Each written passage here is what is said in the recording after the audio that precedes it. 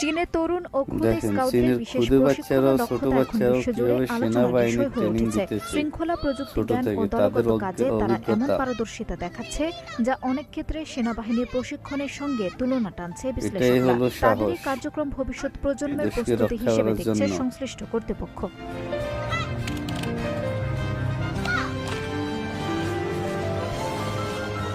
বাংলাদেশও এমন একটা ক্ষুদ্র শিশুদের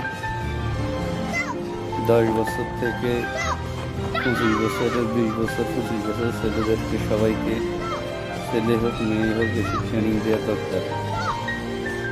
আপনার মতামতটা জানাবেন। ভিডিওটা ভালো লাগলে লাইক কমেন্ট শেয়ার করবেন।